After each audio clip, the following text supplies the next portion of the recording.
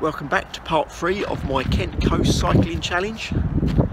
We've got as far as Dartford Bridge, which is behind me. We've just passed it. We're heading on towards Greenhithe now. This week we'll do a slightly different format for the video. What we're going to do is hopefully do a little bit more talking, and I'm only going to show snippets of the cycling. What I'm also going to do is post a different video with the entire route of the cycling on YouTube, so some of you more nerdy people who want to see the entire route can view that if you want, but for you normal people, hopefully you'll enjoy this video. Let's get going.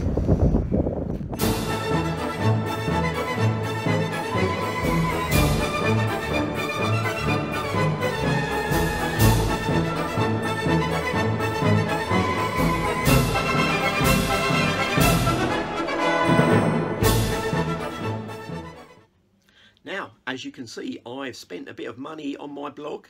I've bought myself a green screen. Now, the likes of George Lucas and Steven Spielberg probably spend millions of pounds on such technology. Mine cost me £8 from Amazon, and I think it does just as good a job.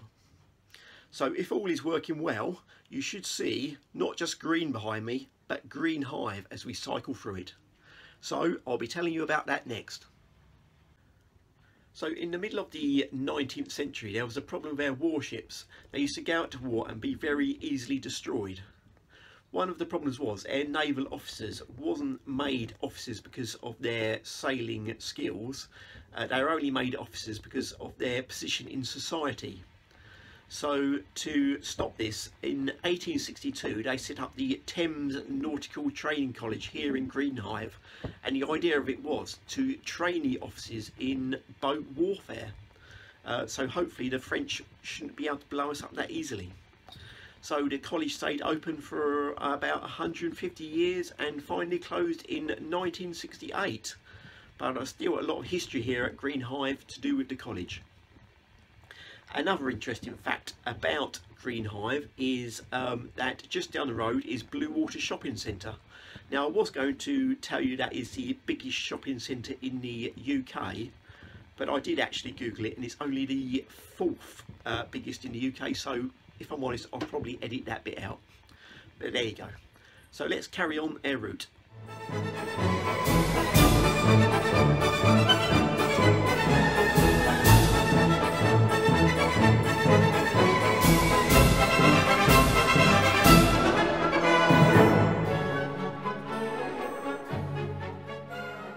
Here we are on Swanscombe Marshes.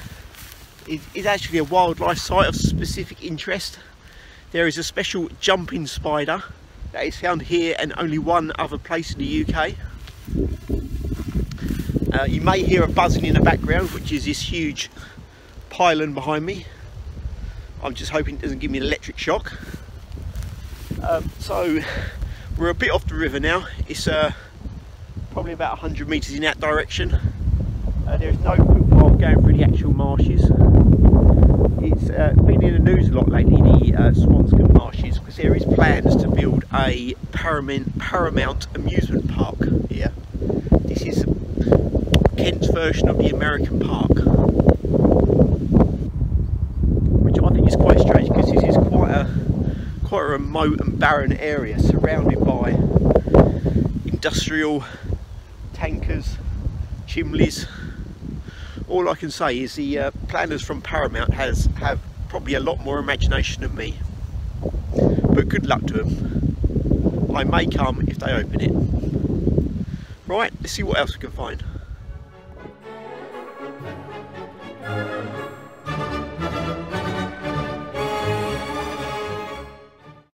Here we are, getting towards the end of part 3. It is getting fairly dark now, so we're going to cut this episode slightly short. We have found a couple of interesting things along the way.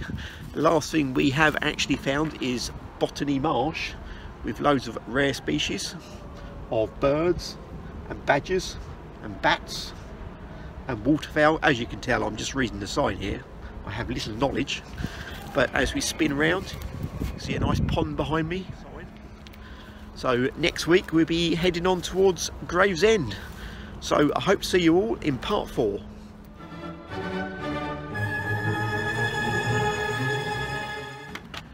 So just trying to find my way back to the car through Greenhithe. I thought I'd stop and just pan around because it's quite a nice view here of the Dartford Crossing at night. As you see, Essex is all lit up across the river. I'm sure it doesn't look as good on the camera, but I thought I'd film it and show you anyway. See you next week.